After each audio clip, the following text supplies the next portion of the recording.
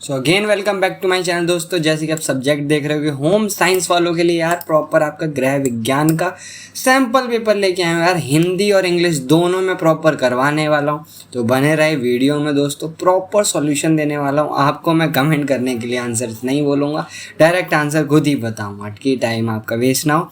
One shot proper video है दोस्तों, ना पार्ट 1 ना तो पार्ट 2, क्योंकि पेपर है आपका, बहुत टाइम है हमारे पास कम। तो भाई स्टार्ट करते हैं वीडियो को फटाफट से, ठीक है। प्रॉपर आपको पता है यार 3 घंटे का टाइम मिलता है और मैक्सिमम आप 70 मार्क्स का होता है और बाकी आपके प्रोजेक्ट हैं। अगर हम बात कर ले टोटल 36 क्वेश्चन है यार टोटल, यानी 36 क्वेश्चन, यानी 36 टोटल क्वेश्चन मिलने वाले। 3 पार्ट में डिवाइड है। आपका जो है 1 से 14 आएंगे MCQ दोस्तों, MCQ question, multiple choice question. फिर 15 से 21 मिलने वाले दोस्त 1 मार्क के अगेन। फिर 22 से 27 2 अंक के, 28 से 29 3 अंक के, 30 से 33 4 अंक के और 5 अंक के, यानी टोटल 1 मार्क के, 2 मार्क्स के, 3 और 4 5 मार्क्स के क्वेश्चन मिलने वाले। यही सेम टू सेम इंग्लिश में दोस्तों। तो इसमें हम टाइम वेस्ट नहीं करते, डायरेक्ट दोस्तों बढ़ते हैं क्वेश्चन की तरफ से। सबसे पहला क्वेश्चन रीड करते कह रहा है, दूसरों के साथ आपका संबंध और भूमिका स्वयं के डैश से संबंधित है। Your relationship and role with other refers to dash to self, यानी किससे जुड़ा होता है दोस्त? क्या वो आपके सोशल एस्पेक्ट यानी सामाजिक पहलू से जुड़ा है, क्या आपके इमोशनल यानी भावनात्मक पहलू से जुड़ा है, या भौतिक पहलू या संज्ञानात्मक पहलू? तो आपको पता होना चाहिए जो भी आपके इमोशंस है, रिलेशनशिप दोस्तों आपके मतलब खुद इमोशन से जुड़ा होता है। किससे जुड़ा होता है दोस्त? इमोशंस, यानी ऑप्शन बी इसका करेक्ट हो जाएगा। यानी भावनात्मक, यानी आपकी भावना से जुड़ी होती है अगर आप किसी के साथ रिलेशनशिप में हो। रिलेशनशिप का मतलब यानी जो दोस्त है, आपका भाई या बहन, इस टाइप में आपके इमोशन जुड़े होते हैं। वहाँ पर आप मतलब अपना पैसा यार ये सब नहीं देखते, वहाँ पर आप अपने इमोशंस देखते हो। इसके और में भी एक क्वेश्चन दे रखा है तो उसको भी समझते दो। क्या कह रहा है? किशोरी अवस्था की अवधि को आमतौर पर तूफान और तनाव की अवधि कहा जाता है क्योंकि उनमें विभिन्न परिवर्तन होते हैं। Period of adolescence is the generally called a period of storm and stress due to variant change in their. अब ये जो चेंजेस होते हैं वो किस टाइप के होते हैं? क्या दोस्तों वो भौतिक या संज्ञानात्मक क्षेत्र में होते हैं, या भावनात्मक होते हैं, या सामाजिक क्षेत्र, या उपरोक्त सभी, यानी physical, emotional, social, all of this. तो दोस्तों वो सारे टाइप के ही होते हैं। क्या होते हैं? सारे टाइप के आपके क्या होते हैं? इफेक्ट होते हैं। आप देखते हो कि आप बड़े सो हो रहे होते हो, ठीक है, आपके थोड़े आप बॉडी में चेंजेस आ रहे होते हैं जो कि आपको अलग ही लग रहे होते हैं, ठीक है। तो वो सारे एग्जाम्पल हो सकते हैं। ऑप्शन डी हो जाएगा इसका राइट आंसर। क्लियर है दोस्तों?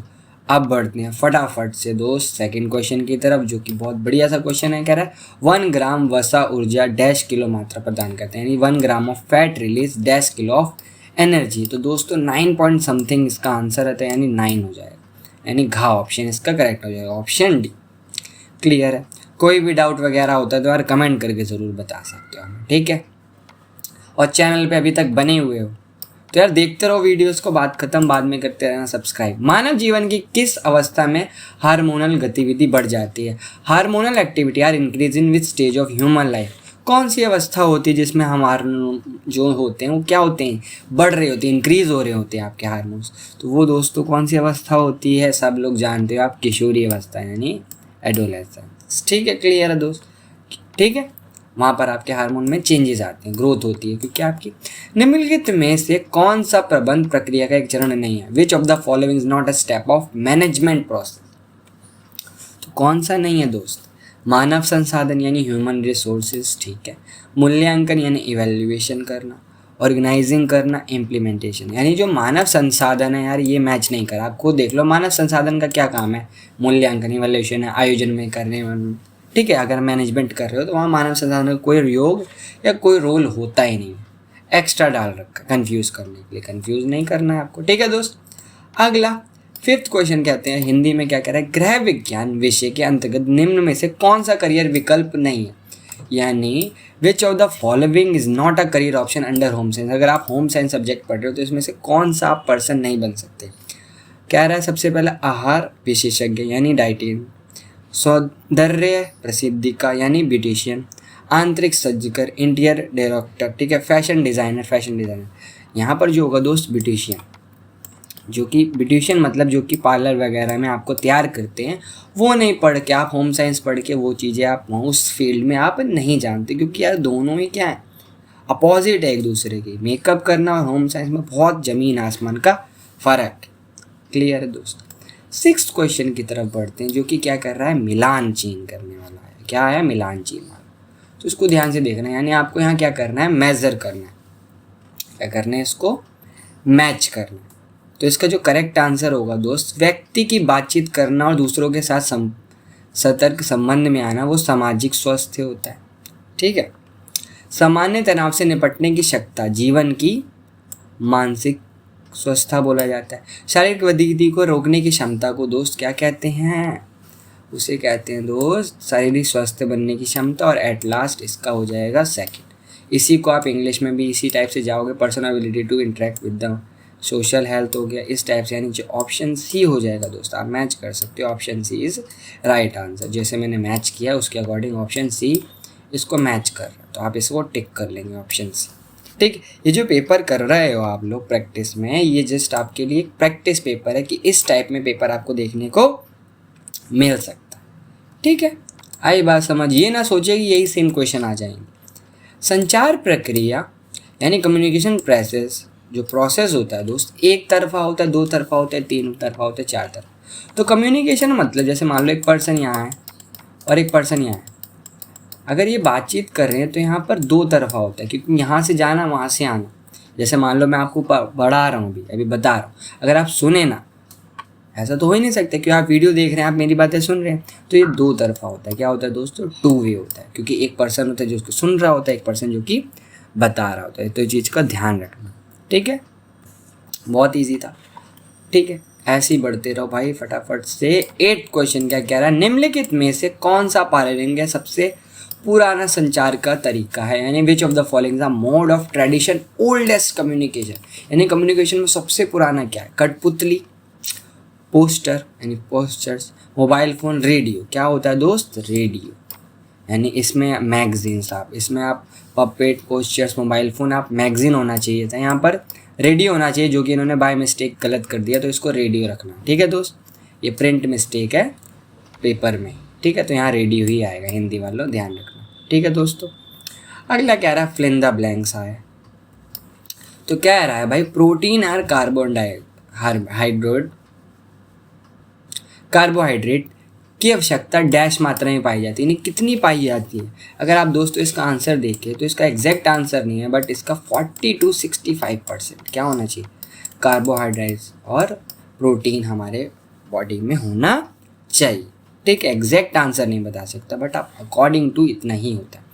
आयरन और आयोडीन की आवश्यकता डैश मात्रा में, यानी आयरन और आयोडीन जो होता है उसकी ज़रूरत कितनी मात्रा में होती है दोस्तों, 8 mg पर डे।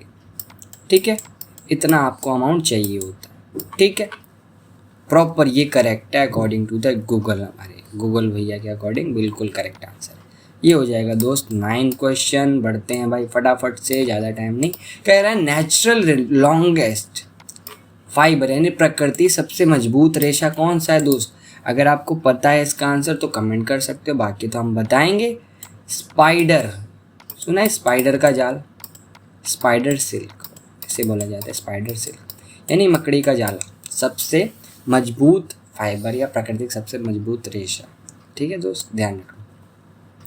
11 क्या कह रहा है, identify the type of method of weaving in picture of, right its name. इसमें आपको दोस्तों बुनाई का तरीका बताना। ठीक है, और इसके चॉइस में भी कुछ इसी टाइप से दे रखा है। इसको करने से अच्छा है आप बेस्ट क्या है, ये 2 दे रखे हैं वो कर लो, क्योंकि उसमें क्या है थोड़ा सा आपको यहाँ टिपिकल होगा आप देख के। तो इस सबसे बेस्ट है क्या दोस्त, हम क्या कर लें, इसके ऑप्शंस वाले क्वेश्चंस कर लें। तो क्या कह रहा है कि name the weakest natural fibre और write 2 other names of polyester. Polyester के 2 अन्य नाम बताइए और सबसे कमज़ोर प्राकृतिक फाइबर का नाम बताइए। तो दोनों के करेक्ट आंसर देखते हैं दोस्त, फटाफट से आते हैं व्हाइट बोर्ड की तरफ। तो पहला जो इधर है, wool is the weakest all natural fibre, ऊन सबसे प्राकृतिक सबसे कमज़ोर क्या है दोस्त, रेशा होता है। पॉलीथीन टेरी पिथलेट भी रीड कर सकते हो, ये 2 ऑप्शंस हो जाएंगे, ये और के हैं। ठीक है, ये ऊपर वाले का आंसर, ये नीचे वाले का आंसर। स्क्रीनशॉट ले ले, लिखना चाहते हो तो दोस्त आप लिख भी सकते हो। ठीक है, अब बढ़ते हैं फटाफट से दोस्त अब नेक्स्ट क्वेश्चन की तरफ से। यहाँ से पूछ रहा है ताना बुनाई का चित्र बताइए। एक प्रॉपर मेथड है बुनाई करने का, यानी draw diagram of warp knitting. तो किस टाइप से दिखता है, कैसे बनाओगे, तो फटाफट से देख लो यार दोस्तों। कुछ इस टाइप से इसको शो करते हो, जैसे कि हमने दे रखा नीचे, ये होता है इसका। ठीक है, इस टाइप से आप इसको ड्रॉ कर सकते हो। ठीक है दोस्तों, थोड़ा सा टिपिकल लोगों ड्रॉ करना, बट इस टाइप से करा जाता है। ठीक है, नेक्स्ट क्वेश्चन बढ़ते हैं यार फटाफट से। 13वां क्वेश्चन क्या कह रहा है, what do you understand by the term food, यानी भोजन शब्द से आप क्या समझते हैं कि भोजन है क्या दोस्त। तो इसको यार देखते हैं, प्रॉपर आंसर दिखाऊंगा मैं आपको एक एक के। तो फूड क्या है दोस्त, वो सब्सटेंसेस है। ठीक है, तो पढ़ेंगे food substance consisting essential of a protein, carbon dioxide, fat, other nutrition used in the body of an organism to sustain growth, vital process to furnish energy to absorption, utilization of food by the body is fundamental and nutrition is facilitated by the digestion. यानी भोजन पदार्थ जिससे अनिवार्य रूप से protein, carbon dioxide, वसा, अन्य पोषक तत्व होते हैं। यानी भोजन वो प्रोडक्ट है, यानी वो सब्सटेंस है, वो पदार्थ है जो कि हमें डेली यूज़ जो हो रहे हैं हमारी एक्टिविटी, उसको करने में क्या करता है, हमारी सहायता करता है। जो कि आप ये डेफिनेशन लिख सकते हो, इंग्लिश वाले ये, हिंदी वाले अपना हिंदी में लिख सकते हो। ठीक है दोस्त, प्रॉपर स्क्रीनशॉट ले लो, या लिखना चाहो तो आप लिख सकते हो, कोई प्रॉब्लम नहीं। बना के लिखना चाहो तो यार बना के भी लिख सकते हो। ठीक है, नेक्स्ट क्वेश्चन बढ़ते हैं, हमारा क्वेश्चन नंबर 14, जिसमें आपको चॉइस भी दे रखी है। क्या दे रखी है दोस्त, चॉइस। क्या कह रहा है, राइट 2 कैरेक्टरिस्टिक्स ऑफ कॉटन, यानी कपास की 2 विशेषता बतानी है, और राइट 2 कैरेक्टरिस्टिक्स ऑफ नायलॉन की 2 विशेषता बतानी है। तो बता देते हैं दोस्त फटाफट से। तो देखेंगे आंसर ध्यान से दोस्त। ठीक है, पहला, cotton fibre are natural holes fibre, they are soft, cool, known as the breathless fiber observed. Cotton fiber can hold water 24 to 27 times their own height. ये फीचर्स आ जाएंगे। यही कपास हिंदी में कुछ करके नहीं रखा, नरम होते, ठंडे होते हैं, जो कि 24 से 27 गुना पानी को क्या करते हैं, सोख लेते हैं। क्लियर है। इसी के ऑप्शन में जो क्वेश्चन आंसर है उसका भी आंसर देख लो। They are very resilient and durable. Nylon is a absorb resistance fibre, जो कि क्या करता है, वाटर रेजिस्टेंस होता है, यानी पानी को क्या करता है दोस्त, नायलॉन घर्षण प्रतिरोध है, जो कि कब मतलब सूखता है या पानी को सोख के रखता है, या आप उससे कह सकते हो आपको बचाता है। जैसे अब हमारे जो भी होती हैं चीज़ें, हम क्या करते हैं, नायलॉन बने से खरीदते, तो कि हमें क्या होता है, वाटर प्रूफ का देता है, जो भी हमारे रेन कोट वगैरह होते हैं उसी मटेरियल से बनते। ठीक, तो ये डेफिनेशन आप दोनों में लिख सकते हो। अगला दे रखा है दोस्त केस स्टडी का एक पैराग्राफ, जो कि हम पढ़ेंगे, प्रॉपर आपको पढ़ना है। उस पर बेस्ड कुछ क्वेश्चन है, जो कि डायरेक्ट मैं क्वेश्चन की तरफ बढ़ता हूँ। तो वो क्या कह रहा है, what are the self during adolescence, यानी किशोरी अवस्था के दौरान स्वयं क्या होता है, यानी चेंजेस आते हैं। आपको बताया था क्या होता है, जीवन का एक अवधि जिसमें स्वयं की भावना गहराई से बदलती है और स्वयं के लिए महत्वपूर्ण विकास अवधि है। इसी को इंग्लिश में period of life which sense of self changes profoundly important development period for self, यानी आपके अंदरूनी चेंजेस करता है ये कुछ बेसिकली अगर बात करें। ठीक है, अगला आता है इसी के चॉइस में, आपको 16 दे रखा है। क्या कह रहा है क्वेश्चन, किशोरी अवस्था के दौरान आत्म समाज बढ़ती है, self understanding during adolescence becomes increasing. जैसे आप बोलते नहीं 18 के बाद बच्चा क्या हो जाता है, समझदार हो जाता है। तो वो क्या ईजी है, सरल है, सार एब्स्ट्रैक्ट है, कॉम्प्लेक्स है, महत्वपूर्ण है। तो क्या है दोस्त, वो वेरी इंपॉर्टेंट है। अगर नहीं होता तभी तो बच्चे को हम पागल बोलते भाई दिमाग से उड़ा हुआ है, ऐसे करके। ज़रूरी है हर एक बच्चे के मतलब कि किशोरी अवस्था आनी ज़रूरी है। अगर नहीं होगी तो यार वो बच्चा दुनिया को फेस नहीं कर पाएगा, क्योंकि दुनिया में लोगों को समझना पड़ता, बहुत सारी चीज़ें होती हैं। ठीक है, वो अलग टॉपिक है, उसमें हम कभी बाद में बात कर लेंगे। अगला कह रहा है किशोरी अवस्था के रूप में देखा जा सकता है, adolescence is also seen as period of growth only, केवल वृद्धि की अवधि है, जहाँ पर हमें क्या होगी, हमारी ग्रोथ ही होती है ओनली। यहाँ पर आप अपनी ग्रोथ को ही देखोगे दोस्त, क्या देखोगे, अपनी ग्रोथ को देखते, तो इस चीज़ को ध्यान रखना। ठीक है, 18 क्वेश्चन बहुत आसान है। एक जाने माने मनोवैज्ञानिक के अनुसार डैश हमारे विकास के प्रत्येक चरण में शिष्य अवस्था से लेकर विद्यावस्था से कुछ ऐसे कार्य करने होते हैं जो विकास के अगले चरण में आगे बढ़ने में सक्षम होता है। According to the well known psychologist, एक साइकोलॉजिस्ट थे, मनोवैज्ञानिक, जिन्होंने ये बात कही है। तो वो कौन थे दोस्त, ABCD। तो दोस्त क्या थे? ऑप्शन बी यानी एरिक एच एरिक्सन, ये इनका नाम है जो कि इनका काम था। इन्होंने ऐसे कुछ बताया था, इनकी एक साइकोलॉजी थी इनके अकॉर्डिंग। क्लियर है दोस्त? अगला ऑप्शन का फटाफट से देखते हैं। केस स्टडी दे रखी है जो कि अगेन आप पढ़ लोगे दोस्त। बहुत आसान क्वेश्चन कह रहा है, किसी भी संसाधन से अधिक और उचित उपयोग बढ़ने के लिए जानना क्यों आवश्यक है? What is the necessity to know increase more and proper use of resources, ताकि यार उससे आप क्या कर सको, ज़्यादा से ज़्यादा उसका इफेक्टिवली यूज़ कर सको। Collective efficient management of resources. जैसे आप देखते हो गन्ने का अगर जूस पिया है तो आप देखते हो जो गन्ना होता है वो मशीन में कितनी बार डालता है। आप देखो एक मशीन में वो कम से कम 3 से 4 टाइम्स लगा देता है, जितना मतलब उसको निचोड़ सकता है। यानी हम भी संसाधन को जितना मतलब निचोड़ना नहीं है कि हमें पूरा, बट जितना प्रॉपर जितना यूज़ कर सकते हैं एक चीज़ से उसको यूज़ करो, ये कहता है। अगला 20, जीवन में लक्ष्य की प्राप्ति करने के लिए क्या ज़रूरत है? Which human resources are necessary for achievement goals in life. क्या पैसा है, वो स्थान है, मनोवृत्ति या उपकरण? तो दोस्त आपको पता होना चाहिए मनी के विदाउट मनी आप जीवन में कुछ नहीं कर सकते। मतलब हर चीज़ में, हर फील्ड में पैसा एक क्या होता है, एक अलग ही भूमिका निभाता है। ठीक है, तो 20वें का करेक्ट आंसर हो जाएगा ए। वैसे तो ये ऑप्शन नहीं होना चाहिए बट यहाँ पर दे रखा है तो हमें तो करना पड़ेगा। अगला क्या कह रहा है? डैश इज अ गैर मानव संसाधन, dash is a non human resource. इसमें से क्या है? ज्ञान, पुस्तकालय, ऊर्जा, कौशल, नॉलेज, एनर्जी, लाइब्रेरी, स्किल। तो इसका आंसर तो आपको दिख ही रहा है दोस्त। दिख रहा है तो भाई कमेंट कर दो, इतना आसान क्वेश्चन तो पूछ रहा हूँ। ठीक है, बाकी तो मैंने ही करा दिए। क्लियर है? अगले बाकी मुश्किल से कुछ क्वेश्चन और है, फटाफट से कर देते हैं दोस्त। क्या कह रहा है? डैश मानव संसाधन है, स्कूल, समुदाय केंद्र, अस्पताल, योग्यता और कौशल। School, community centre, hospital, ability and skill. तो एबिलिटी एंड स्किल क्या है दोस्त? ह्यूमन रिसोर्सेज, क्योंकि ये क्या हमारे जीवन या हमारे अंदर पाया जाता है, ये बाजार में मार्केट में बिकता नहीं। क्लियर है दोस्त? इसका मैंने बताया, ऊपर वाले का आप कमेंट करके बताएंगे। अगला क्या कह रहा है? Write two function of food, यानी भोजन के क्या कार्य हैं? दो ऑप्शन में एक क्वेश्चन है, vitamin mention 2 richest source of vitamin, यानी उसका क्या फ़ायदे उल्लेख करना है दोनों का। 2 मार्क्स का है तो 2 मार्क्स के वेटेज के अकॉर्डिंग लिखेंगे। तो पढ़ते हैं अपने वाइट बोर्ड की तरफ दोस्तों।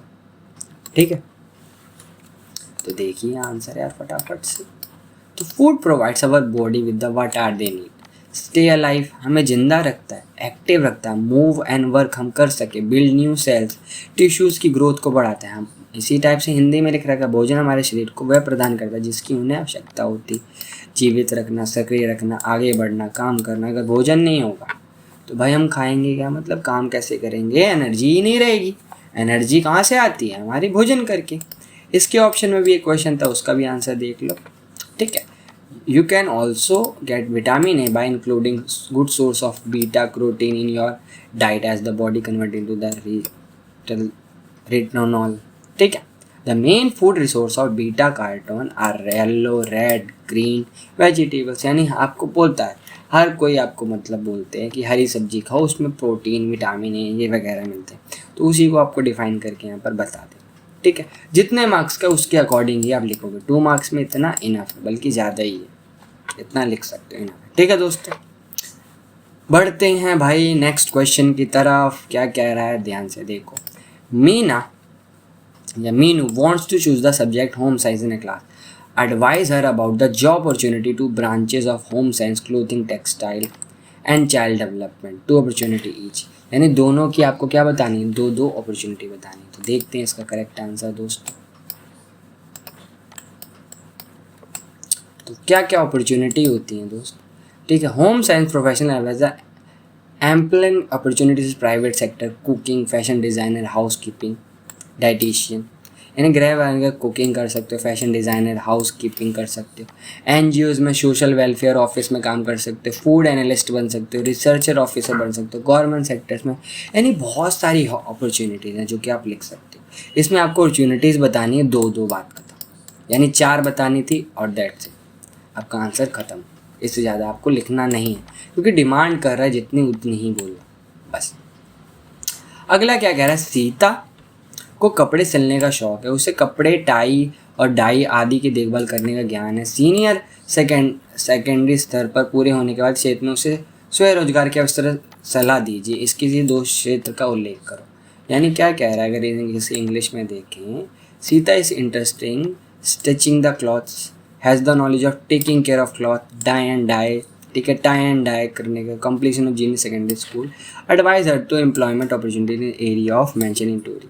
यानी उसको क्या कपड़े सिलने का शौक है, जो कि वो क्या कर सकती है, अपनी खुद की एक पार्लर शॉप ओपन कर सकती है, जिसमें वो क्या कर सकती है, अच्छे से काम कर सकती है, ठीक है, या तो किसी के अंदर एज ए इंटर्नशिप करके सीख सकती है, ठीक है। इसी टाइप से सेकंड क्वेश्चन है जो कि आप बना के दोस्त लिख सकते हो। ये प्रॉपर आपके ऊपर बेस्ड है, जो कि आप समझते हो। अगला क्या रहा है, किशोरी अवस्था के स्वयं की 2 विशेषता बताई। क्या मेन बेनिफिट्स होते हैं किशोरी अवस्था के? तो 25वें का करेक्ट आंसर देख लेते हैं दोस्त। क्या क्या फ़ायदे होते हैं किशोरी अवस्था में? पहला तो यार आपकी मानसिक वृद्धि होती है, देख लो पहले प्रॉपर आंसर के according. Adolescents are likely to lay lives of emphasize and describing themselves in a physical terms of tall and big. They emphasize the abstract or inner aspect of their personality, thus they may describe themselves as a quiet, sensitive, cool-headed, brave, emotional and truthful. यानी किशोरी अवस्था द्वारा शरीर रूप से खुद को लंबा बड़ा के रूप में वर्णित करने का काम जोर देने की संभावना है, जिसमें जो भी पर्सन है शांत रहना, संवेदनशील चीज़ें सीखता है कि कैसे हम रहते हैं। जैसे बच्चे जो होता है चिल्लाता रहता है हर टाइम विदाउट एनी किसी सेंस के। जब आप बड़े हो जाते हो तो आपको पता होना चाहिए हर एक चीज़ को आप प्रॉपर लाइटली नहीं लेते। आप कोई बात होगी तो उसको पे आप ध्यान से देखते हो, सुनते हो, समझते हो। तो ये प्रॉपर बेस्ड इसको आप लिख सकते हो। बना के लिखना चाहो तो बना के लिख दो, पॉइंट्स में लिखना चाहो तो पॉइंट्स में लिख सकते हो, ठीक है। अगला क्वेश्चन क्या कह रहा है दोस्त, 26वां। आप 2 मार्क्स के हैं। व्हाट इट मैन्युफैक्चरिंग और मैन मेड फाइबर्स, निर्मित और मानव निर्मित रेशे क्या होते हैं, ठीक है। तो बहुत आसान है, बहुत ही आसान क्वेश्चन है, इसका आंसर भी देख लो दोस्त, ठीक है। मैन मेड फाइबर्स होते हैं आर मेनली फॉर 2 टाइप्स, ठीक है, सिंथेटिक और सिलिकॉन, ठीक है, सिंथेटिक और सेलुलोज, ठीक है। Synthetic fibre are produced from the crude oil and cellulose fibre are from the wood plum, जो कि आप इसमें एग्जांपल दे सकते हैं। और मैन मेड क्या होता है, जो कि ह्यूमन ने बनाया। दूसरा होता है जो man made, non man made, यानी जो मानव ने ना बनाया, जो सब मशीनों से बना, ठीक है। तो एग्जांपल दे सकते हो इस टाइप से, दोनों के एक एग्जांपल दे दो, दैट्स इट, 2 मार्क्स का ही। अगला क्या रहा है, मेंशन 2 प्रॉपर्टीज ऑफ पॉलिएस्टर। जो पॉलिएस्टर होता है उसके 2 गुण क्या क्या हो सकते हैं, तो गुण देख लो यार उसके फटाफट से। तो क्या क्या होते हैं, सबके आंसर हमने आपके ऑलरेडी निकाल रखे हैं। पॉलिएस्टर बहुत कम पानी सोखता है, पहला ये गुण है इसका, इसलिए कपड़े जल्दी सूख जाते हैं। पॉलिएस्टर इतना लोचदार नहीं होता जिसके लिए स्ट्रेचिंग के लिए अनुपयुक्त होता है। यानी पॉलिएस्टर जो है उसको आप जैसे अगर मान लो पॉलिएस्टर का कपड़ा है तो उसको आप फिटिंग नहीं कर सकते, जैसे हम अपने डेनिम वगैरह फिटिंग करा लेते हैं। तो यही इंग्लिश में आप लिख सकते हो, observe very little water so cloth are dry quickly. और प्लॉजरी नॉट इलास्टिक नहीं होता कि इसलिए दैट्स वाई वी कांट, मतलब आप क्या कर सकते हो, उसको सेट नहीं करवा सकते, यानी फिटिंग नहीं करवा सकते उसकी, ठीक है। अगला आता है दोस्त 28। Mention any 3 characteristics of wool. Wool की 3 विशेषताएं बतानी है, तो क्या क्या हो सकती हैं देख लीजिए दोस्तों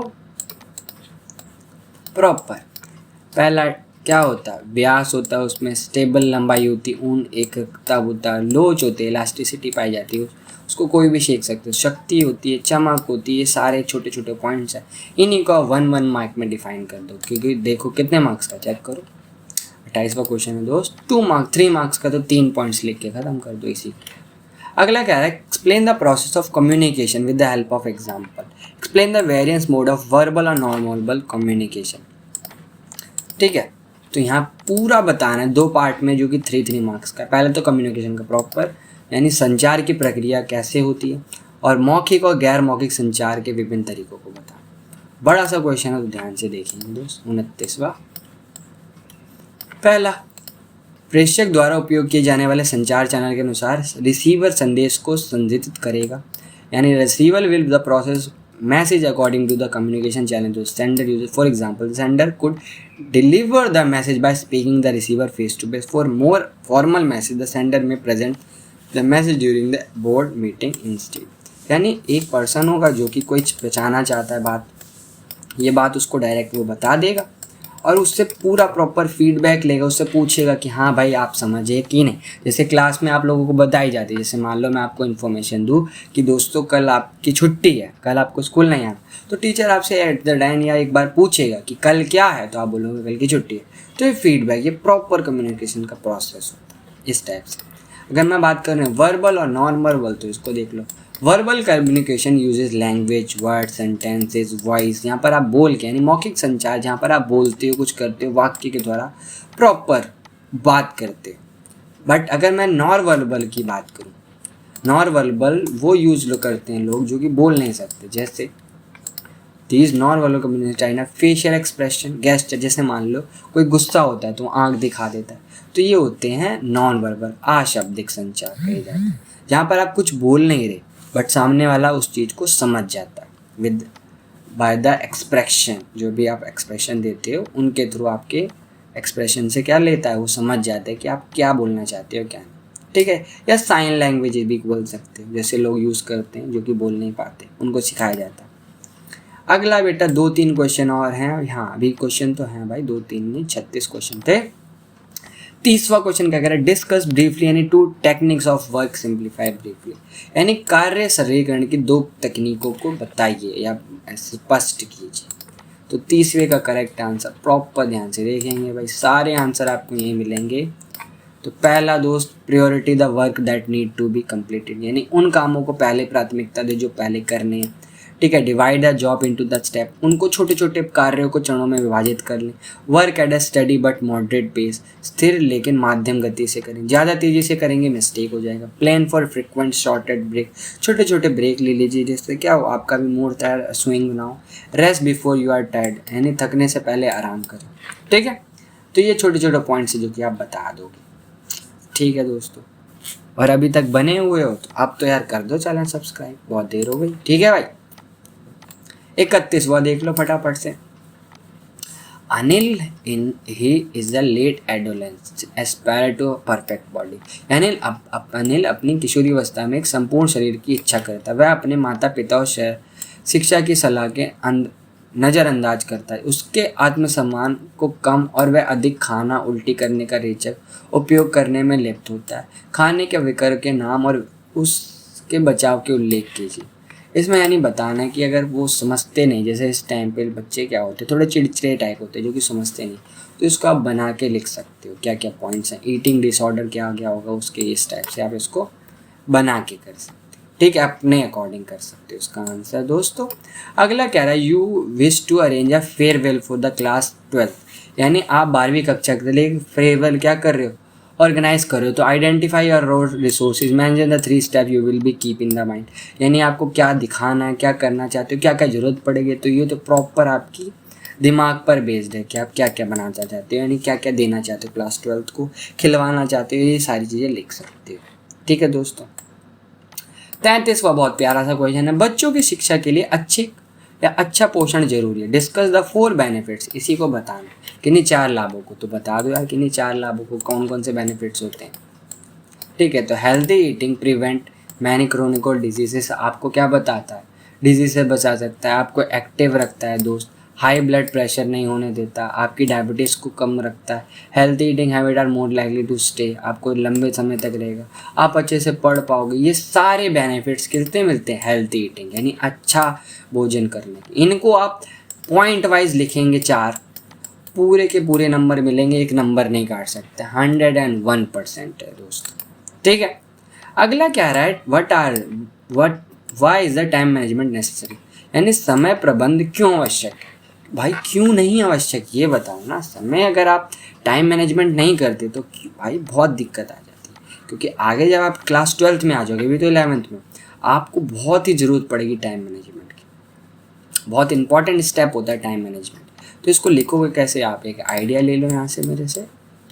तो effective time management is the effective use of your time that allow you to plan your days in a such way of that you finish your work the less effort, make the most of the limited work you got, यानी effective time management से क्या होता है, आप अपने time को proper divide कर देते हो। जैसे आप पढ़ते हो, जैसे स्कूल जाते हो, मॉर्निंग में 8 बजे से 1 बजे तक स्कूल जाना, इसके बाद ट्यूशन क्लासेस होती है, इसके बाद फ़ोन चलाना, इसके बाद दोस्तों से बात करनी, इसके बाद मैं खेलने जाऊँगा, उसके बाद कंप्यूटर क्लास होगी। ये क्या कर रहे हैं, हम टाइम मैनेजमेंट को बांट रहे हैं। क्योंकि लाइफ में टाइम मैनेजमेंट नहीं होता है तो आप कोई भी कुछ भी ढंग से नहीं कर पाओगे। Time management is very important.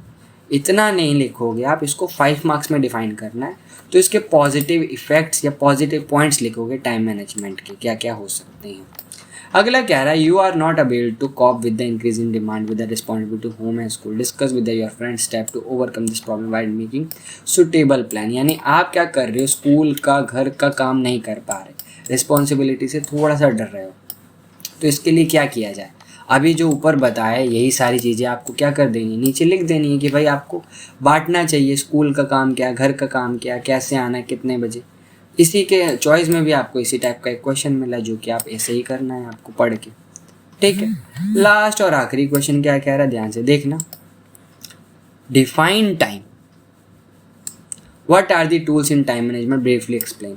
समय को परिभाषित कीजिए और उसके उपकरण बताइए। वही सेम क्वेश्चन आगे 3 बार पूछ लिया आपसे एक ही चीज़ को। इसका आंसर देखना दोस्त। तो time management is the process of organising, planning how to divide your time between the different activity. यानी संभरण प्रबंध वो प्रक्रिया जिसके अंदर आप अपने समय को विभाजित करते हो, किसको क्या करना है, कैसे करना है प्रॉपर, ठीक है दोस्तों। इसके नीचे कुछ पॉइंट्स हैं जो कि आप यूज़ कर सकते हो कि जो कि आपके काम आएंगे। जैसे आपको बांटना syllabus according to the priorities, कौन सा काम करें, ये इसको आप डिफाइन करोगे। इतने का मैं बता रहा हूँ 5 मार्क्स नहीं मिलेंगे दोस्त। इनको पॉइंट्स, अगर 5 मार्क्स का तो एटलीस्ट 5 पॉइंट्स में आपने इसको लिख रखा होना ज़रूरी, ठीक है दोस्तों। ये तो हो गया आपका प्रॉपर 36 क्वेश्चन। आई होप थोड़ा सा हेल्पफुल रही है वीडियो। पेपर दोस्तों आपको बहुत बढ़िया ही जाने वाला है, don't worry. Best of luck CY concept के लिए दोस्तों। ऐसी वीडियो के लिए चैनल को सब्सक्राइब कर लें। ऐसे ही बेटा पढ़ते रहें। मिलते हैं नेक्स्ट वीडियो में जिसमें हम करेंगे आपके साथ मस्ती, लेके आएंगे नई video. Bye bye and take care again दोस्तों। Best of luck.